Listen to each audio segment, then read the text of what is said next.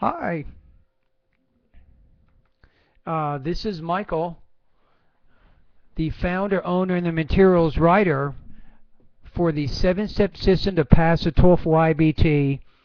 So, wow, you got a really interesting question here. You say, how will the SE be evaluated in the real TOEFL test? You say, my name is Phuong. The following tips are from an English teacher in university. Are they true? What is your opinion? It says writing question 2 is evaluated by computer with specific criteria to get a top score. The answer is yes, it is true. Number 2, writing question 1 is evaluated by a human rater who looks at it on average for 30 seconds up to 3 minutes. So in order to get a top score, you need to make sure that your focus is on being simple to avoid unnecessary grammatical mistakes because they're counted. So yeah, you do. You have to have good control of your grammar use.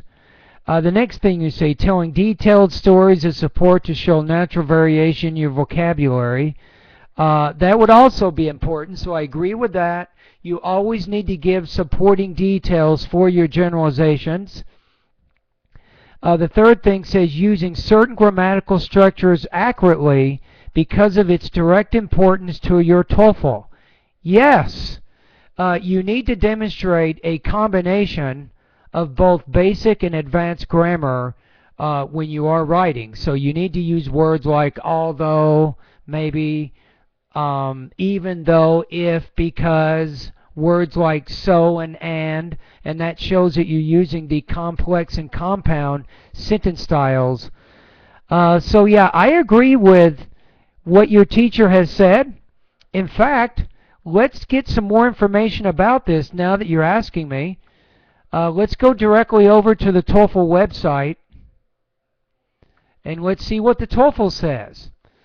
It says, when you're doing the integrated writing, it says ETS uses both human raters and automatic scoring methods to offer a complete and accurate picture of an applicant's ability. While automated scoring models had advantages, they do not measure the effectiveness of the language response and the appropriateness of its content. Human raters are needed to attend to a wider variety of features, such as the quality of ideas and content as well as form. So what the TOEFL's saying here, Phuong, is if you use a computer, it can look at the grammar and the vocabulary usage, but it can't really tell if you have answered the question or not.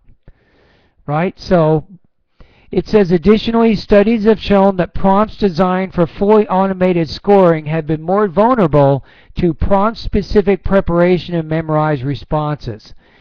I agree with that. So what you're trying to do here is don't think about who's reading your essay, but just organize your writing in a way that allows you to communicate effectively. Forget who reads it.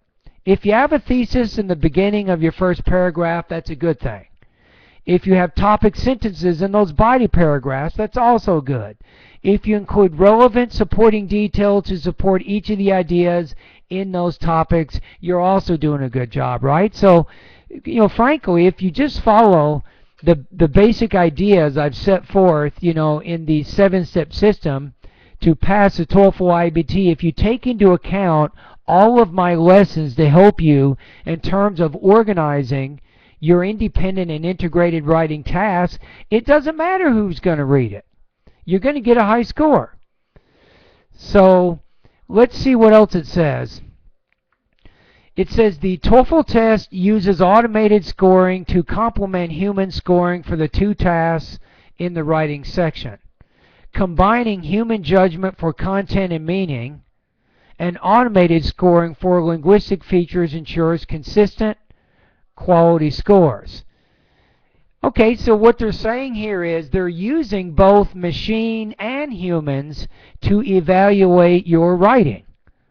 Right? So if you want to think about the machine, there are linguistic features, certain things that you want to do, certain vocabulary words. For example, if you're doing an integrated writing task, obviously the reading passage has some key words that are being mentioned there, and there's also some key words being mentioned in the lecture. Obviously, if the lecture is different or contradicts the information in the reading passage, you need to use words like on the other hand, however, even though, in contrast, and if you don't use any of those words, a computer will know. And then the computer can infer that if you're not using words like on the other hand, then you don't really understand what the connection is between the listening and the reading, or at least you're not showing what that connection is, through the linguistic features of your writing. So to go back to your question, is they do use machines and humans to look at your writing. Again, the humans look more at the content and the meaning to make sure you're answering the question, and then the computer looks more at certain linguistic features in the writing. So anyway, so it's a good question. You just brought up a whole bunch of good ideas, and remember though, the main thing here is I know there's students who want to trick. They want to somehow trick the TOEFL test to somehow get a better score even without having the English proficiency needed. Now, you might be able to trick a computer, and you might be able to use certain words and certain sentences to trick the computer, but remember, you also have a human who will also be reading the writing, and they're highly trained, they're calibrated through ETS, and you won't be able to trick those people. Does that make sense? The main thing is you need to be organized in your writing. You have to have a good introduction, your body paragraphs, your conclusion, all those kinds of things. So, in my opinion, I'm just going to give you my own opinion. I think don't worry as much about who reads the essay on the TOEFL, but just try to organize your writing in a way that allows you to communicate effectively. Because really, this is the goal, is you're trying to demonstrate that you can write effectively, to other people.